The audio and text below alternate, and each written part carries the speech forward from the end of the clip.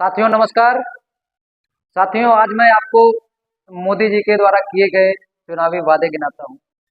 साथियों इन्होंने वादा किया था सन 2014 में कि अच्छे दिन आएंगे। साथियों इन्होंने वादा किया था कि हर साल 2 करोड़ लोगों को रोजगार देंगे।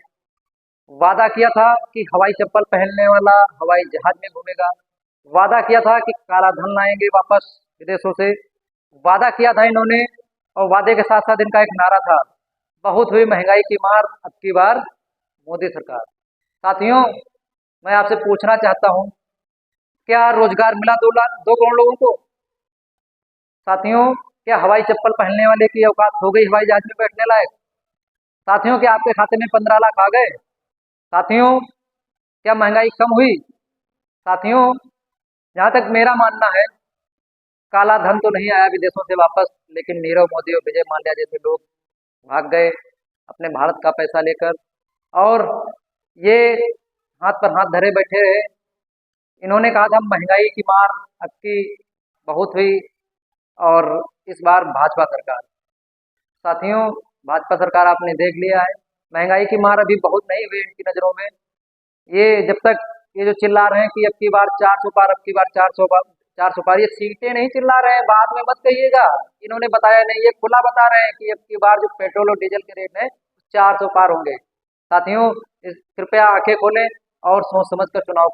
2024 का जो लोकसभा का चुनाव है, मैं आप सभी से अपील करता हूं कि इस चुनाव को बेमिसाल बनाइए, ताकि आने वाली पीढ़ी इसको याद रखे। साथियों इस बार हमें धार्मिक बहकावे में नहीं आना है। साथियों इस बार हमें मंदिर मस्जिद में नहीं आना है। साथियों इस बार हमें 5 किलो राशन में नहीं आना है। साथियों इस चुनाव को इस बार हमें बेमिसाल बनाना है, और बेमिसाल कैसे बनाए?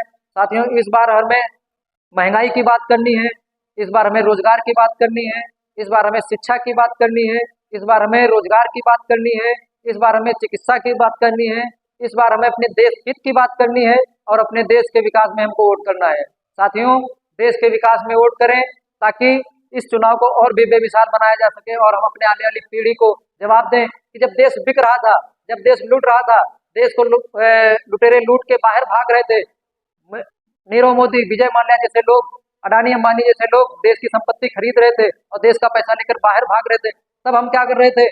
हम अपनी आने वाली पीढ़ी को जवाब दे सके। साथियों ये इस चुनाव में बेमिसाल चुनाव करा के और देश हित में वोट करके हमें अपने आने वाली पीढ़ी को जवाब देना है कि ये देखिए, जब देश लूट रहा था तब हम लोगों ने सरकार बदलने का काम किया था।